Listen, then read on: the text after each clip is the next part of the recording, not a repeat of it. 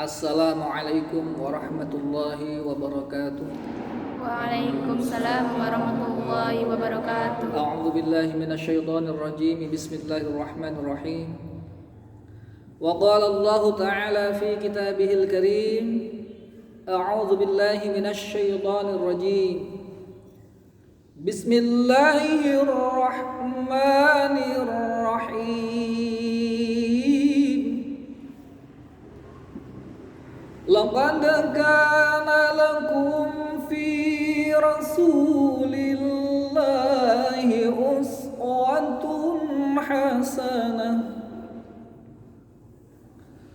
uswatun hasanatun liman kana yarjullaha wal yawmal akhir wa dzakarallaha katsira.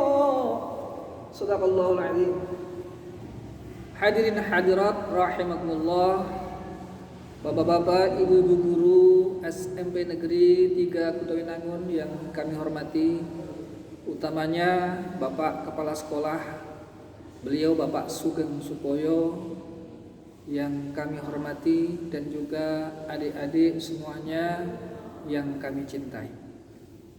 Alhamdulillah, pada kesempatan ini marilah kita bersama-sama memanjatkan puja puji syukur kehadirat Allah Subhanahu wa taala yang telah melimpahkan rahmat, nikmat, hidayah serta inayahnya kepada kita semua. Sehingga pada kesempatan hari ini kita masih bisa diberi kesempatan untuk bernafas, diberi kesempatan untuk bisa berpikir, diberi kesempatan untuk hidup. Semoga hidup kita akan menjadi hidup yang serba bahagia, sejahtera, minad dunya hatal akhirah, selamanya. Allahumma amin. Tak lupa salawat salam semoga tetaplah tercurah pada beliau baginda Rasulullah Muhammad sallallahu alaihi wasallam wa ala alihi wa sahbihi ajma'in. Hadirin hadirat rahimakumullah, marilah sejenak kita cross check ke belakang sekitar tahun 570 Masehi. Ada apa di tahun 570 Masehi? Mungkin kita selama ini dengar ada zaman yang namanya zaman jahiliyah. Zaman jahiliyah dikenal dengan zaman kebodohan. Tapi bagaimana kondisi saat itu sebenarnya? Orang-orang pada saat itu sebenarnya tidaklah bodoh. Mereka pintar, kuat, ahli perang. Cuman memang bodoh dalam segi hukum atau agama Allah. Mereka akan malu sekali ketika mereka punya anak perempuan. Maka begitu lahir perempuan langsung dibunuh zaman itu. Bahkan ada yang sudah lahir mungkin sekitar usia TK, perempuan, karena saat itu ibunya merahasiakan sehingga bapaknya tidak pernah tahu kalau anaknya perempuan. Nah, setelah usia TK, kurang lebih kalau zaman sekarang usia TK ya, suatu saat bapaknya mengajak si anak untuk bermain. Nah, ketika itulah si bapak tahu bahwa anaknya adalah perempuan. Kenapa? Karena ketika dilahirkan, sang ibu sangat tidak ikhlas, sangat tidak tega untuk membunuh atau anak itu dibunuh oleh yang lain. Sehingga si ibu selalu memakaikan baju-baju pada anak tersebut dengan baju-baju yang menyerupai laki-laki. Nah, ketika diajak bermain oleh ayahnya, kemudian si anak minta pipis, barulah si ayah tahu bahwa sebenarnya si anak adalah wanita atau perempuan. Maka saat itulah si bapak merencanakan untuk membunuh dia hidup-hidup. Na'udzubillah. Dan benar, si bapak segera membuat galian, lubang besar, ya, membuat lubang untuk disiapkan mengubur anaknya hidup-hidup, dan terjadilah anak itu dikubur dalam keadaan hidup. Na'udzubillah. Tapi coba lihat zaman sekarang ini, apakah zaman sekarang ini termasuk zaman jahiliyah? Coba kita lihat di sekeliling kita. Pernahkah adik-adik semuanya melihat kondisi ada bayi dibuang di tong sampah? Atau pernahkah anak-anak semuanya mendengar bahwa ada seorang yang menggugurkan kandungannya? Artinya seorang ibu yang menggugurkan kandungannya, dalam istilah aborsi ada. Apa yang membedakan dengan jahiliyah? Kalau jahiliyah, anak dibunuh setelah lahir, ya kan? Tapi kalau sekarang, anak dibunuh sebelum lahir, ya kan? Bahkan ada mutilasi, banyak sekali ya terjadi peristiwa-peristiwa itu. Nah, apakah ini tidak lebih jahiliyah dari yang dulu? Kalau kita kaji, kita gali, zaman sekarang ini seolah-olah kayak zaman jahiliyah modern. Lebih tega. Apa orang-orangnya bodoh? Tidak. Waktu itu orang-orang zaman jahiliyah bukanlah orang-orang yang bodoh, tapi orang-orang yang pintar, kuat. Dia ahli perang, bangunannya bagus, ya. Tapi memang bodoh dalam hal agama, sehingga terjadilah aturan-aturan yang dibikin semaunya saja. Misalnya, yang kuat menindas yang lemah, yang pintar menipu yang bodoh, yang kaya membodohi juga yang miskin. Nah, sampai bayi-bayi yang tidak tahu, tidak ada kesalahan, tidak tahu menahu tentang dunia, begitu lahir pun dibunuh karena kebodohan mereka dalam hal agama. Kalau kita kembali ke sekarang ini, kira-kira mirip-mirip lah. Orang-orang sekarang juga pinter-pinter, pangkat, kaya-kaya, bangunannya bagus, tapi juga ternyata korupsi merajalela, ternyata penipuan merajalela, pembunuhan merajalela. Bahkan bayi yang sekarang dibunuh sebelum lahir. Banyak bayi yang ditemukan di tong sampah, banyak bayi yang ditemukan di WC, banyak bayi yang ditemukan di tempat-tempat seadanya. Itu menunjukkan bahwa walaupun sekarang ini orangnya pintar-pintar, tapi ternyata jahiliyah juga. Mungkin inilah yang disebut jahiliyah modern. Di tengah zaman jahiliyah yang morat-marit kala itu, Allah mentakdirkan bahwa adanya kelahiran seorang nabi, yaitu Nabi Muhammad sallallahu alaihi wasallam. Kan kelahiran Nabi sallallahu alaihi wasallam sebenarnya telah diketahui oleh orang-orang sebelumnya. Artinya oleh tokoh-tokoh bangsa, tokoh-tokoh agama, para pendeta. Sebagaimana firman Allah dalam surat As-Saff, itu Allah berfirman, a'udzubillahi minasyaitonirrajim, bismillahirrahmanirrahim. Wa idz qala Isa ibn Maryam ya bani Israil inni rasulullahi ilaikum musaddiqan lima baina yadayya minat Tawrah wa mubasysyiran birasuli ya'ti min ba'di ismuhu Ahmad falamma ja'ahum bil bayyinati qalu hadza sihrun mubin. Wallahu a'lam bimuradih. Jadi di sana diterangkan bahwa Nabi Isa alaihi salam pernah bersabda kepada umatnya yang memberitakan bahwa akan ada seorang nabi akhir zaman. Di sana disebutkan namanya Ahmad. Wa mubasysyiran bi rasuli ya'ti min ba'di ismuhu Ahmad. Dan memberikan kabar gembira akan ada datangnya seorang rasul, nabi terakhir yang bernama Ahmad. Bapak Ibu sekalian yang berbahagia, kenapa di sana disebutkan Ahmad? Padahal yang kita tahu adalah siapa?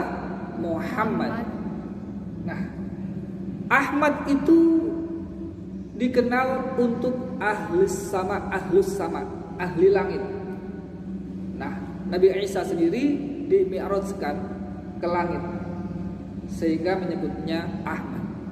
Tapi untuk ahlul ard, ahli bumi, itu disebutnya Muhammad. Nah, cuma ketika betul-betul Nabi akhir zaman lahir, mereka malah berkata, sesungguhnya ini adalah sihir yang nyata. Memang begitulah. Kalau kita ngomong sama orang-orang yang ngeyel, sudah dikasih tahu yang sebenarnya, sudah diberitahu yang sebenarnya, mereka akan ngeyel. Contoh, kamu besok berangkat hari Senin pagi, masih tanya, pagi jam berapa Pak? Jam 7. Nanya, bawa apa Pak? Bawa sekarang lah, gitu ya. Ya udah, itu contoh-contoh saja. Nah, apalagi orang yang sudah ngeyel, berenggunung, wah susah sekali itu. Nah, disebutkan di situ Ahmad. Ternyata benar, Nabi SAW lahir ke dunia. Bahkan lahirnya seorang Nabi akhir zaman yang kita kenal Muhammad Sallallahu Alaihi Wasallam itu dihadiri oleh dua wanita surga, wanita yang disucikan oleh Allah. Siapa mereka? Dewi Asia dan Dewi Maryam. Siapa Asia?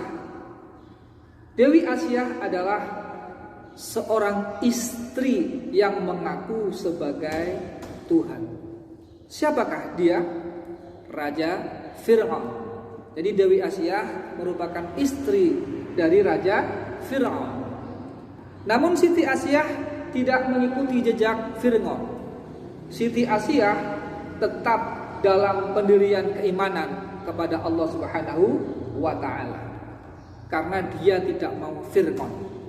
Fir'aun itu nek coro Jawane kafire dingon.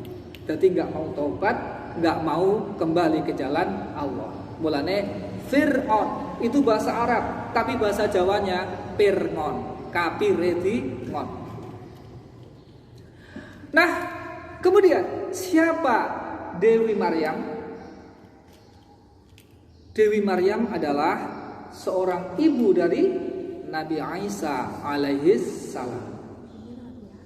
Dewi Maryam tidak bersuami, tapi ditakdirkan oleh Allah mengandung seorang nabi, yaitu Nabi Isa alaihi salam. Dua orang suci tadi yang datang dari surga ikut membantu kelahiran Nabi akhir zaman. Maka ada istilah di Jawa, kalau saya ngenangen itu kok ya persis. Kalau di Jawa itu ada istilah swarga nunut neraka ora katut. Ya kan? Swarga nunut neraka ora katut. Sekalipun Fir'aun mengaku sebagai Tuhan, tapi karena Dewi Asia tidak mengikuti jejaknya, maka ketika Fir'aun di neraka, Siti Asia tidak ikut di neraka, melainkan di surga. Dua orang yang dimaksud adalah Dewi Maryam dan Dewi Asia, di mana keduanya adalah wanita suci dari surga, sebagaimana termaktub dalam kitab Al-Barjanji. Bismillahirrahmanirrahim. Hadara ummahu lailata maulidihi Asiyata wa Maryam fi niswatin minal hadiratil qudsiyah wa akhadhaha al-makhadu fawaladathu sallallahu alaihi wasallam nuran yatala'la'u sana. Begitulah keterangannya. Jadi hadir ketika ibunya Nabi Muhammad, siapa? Siti Aminah, mau melahirkan, Dewi Asyah dan Dewi Maryam membantu kelahirannya. Sehingga Nabi Muhammad SAW lahir ke dunia dalam keadaan yang tidak semestinya. Artinya tidak sebagaimana manusia biasa. Nabi Muhammad SAW lahir ke dunia dalam keadaan dua tangannya sudah menapak di bumi, kemudian kepalanya mendongak di langit.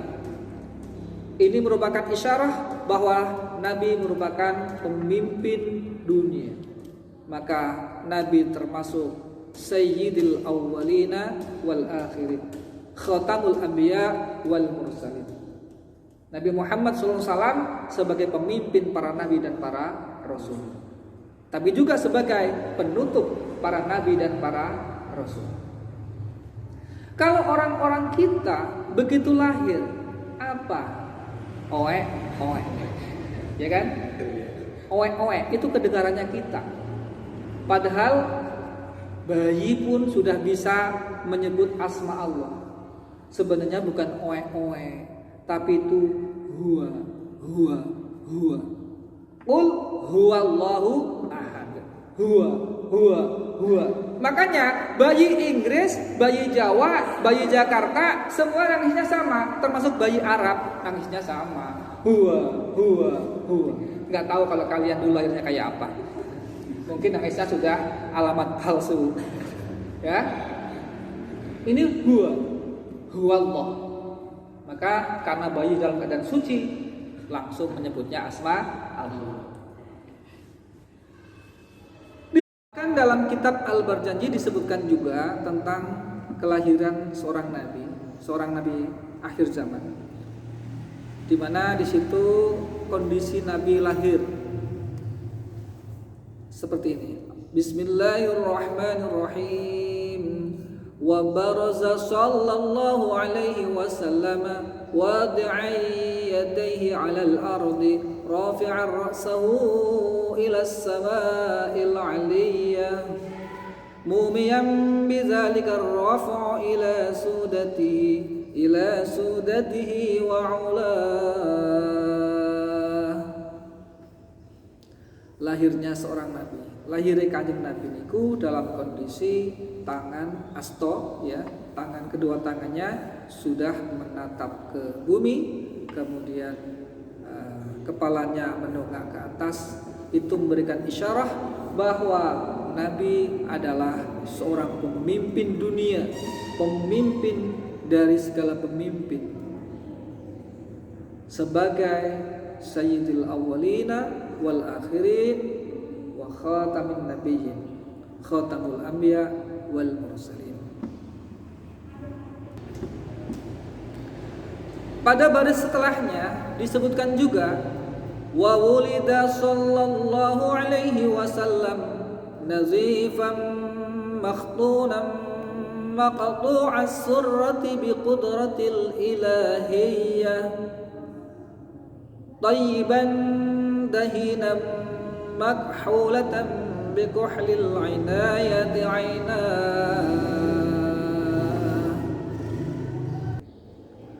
Disebutkan di situ bahwa Nabi dilahirkan dalam keadaan bersih, nazifah, bersih. Jadi nek coro poso sini itu tidak ada guter-gutere, itu enggak ada. Dari keadaan bersih. Nazifan makhtunan sudah dalam keadaan dihitan. Maqtu'as surrati dalam keadaan tali pusar sudah terpotong. Biqudratil ilahiyah dengan kekuasaan Allah. Yang seperti itu kita tidak perlu heran, tidak perlu gumun, ya, tidak perlu bingung, karena sudah dijawab biqudratil ilahiyah, dengan kekuasaan Allah. Apapun bisa. Ya. Terus kemudian dalam keadaan thayyiban, wangi. Ya.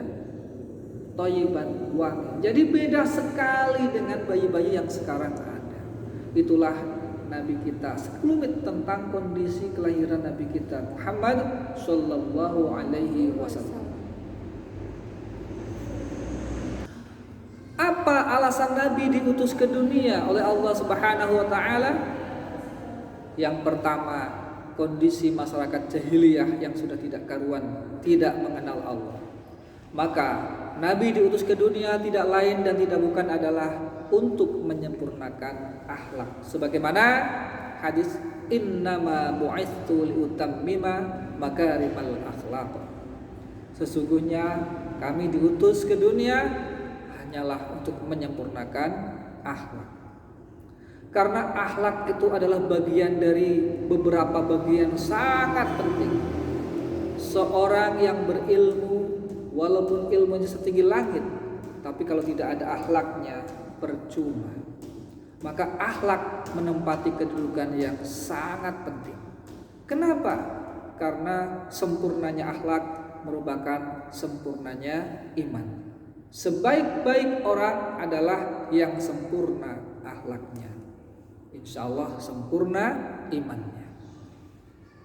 Sebagaimana firman Allah dalam Al-Quran, A'udzubillahi minasyaitonirrajim, laqad kana lakum fi rasulillahi uswatun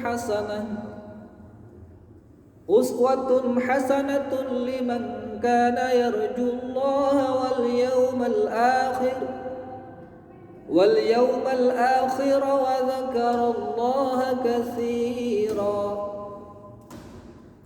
Sungguh ada dalam diri Rasulullah suri tauladan yang baik.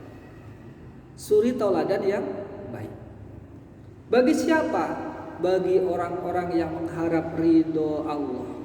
Liman kana yarjullah, dan mengharap wal yaumal akhir, hari akhir, yaitu hari kiamat. Wa dzakarallaha katsira, dan orang-orang yang senantiasa berzikir kepada Allah dengan banyak. Artinya senantiasa berzikir kepada Allah. Kenapa Nabi sebagai suri tauladan disebutkan sebagai suri tauladan? Karena kita hanya mencontoh kepada Nabi. Bahkan dalam sholat pun kita mencontohnya kepada Nabi. Seperti shollu kama ra'aitumuni usolli. Karena yang dicontoh adalah Nabi. Kita tidak bisa mencontoh Allah. Nabi mewariskan pada sahabatnya. Sahabat mewariskan pada tabi'in, tabi'ut tabi'in, wa tabi'ihim bi ihsanin ila yaumiddin. Sampai sekarang kita kenal adanya seorang ulama, adanya kiai. Karena dalam Al-Fatihah kita selalu menyebutkan ihdinas siratal mustaqim, siratal ladzina an'amta 'alaihim.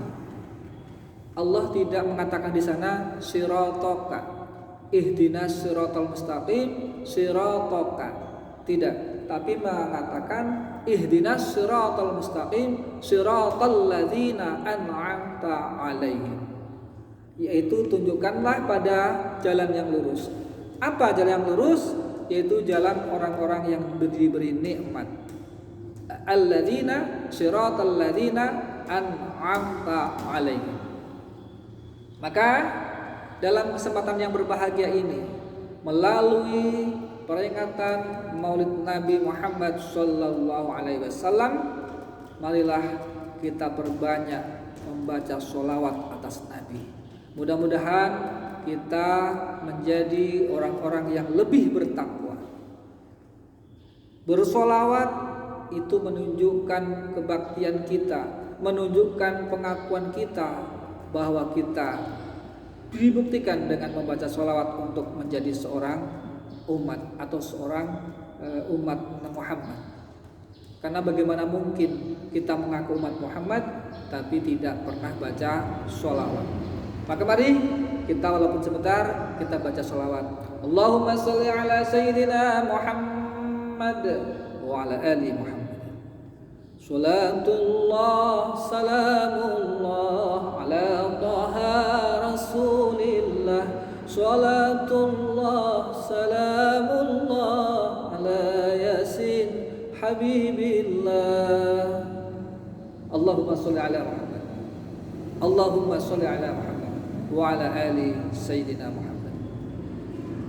Marilah bersama-sama kita tingkatkan keimanan kita dengan perbanyak sholawat, istighfar, dan sisihkanlah harta kita sebagian untuk sedekah bagi orang-orang yang membutuhkannya. Mungkin itu saja sedikit yang biasa disampaikan. Kurang lebihnya mohon maaf yang sebesar-besarnya.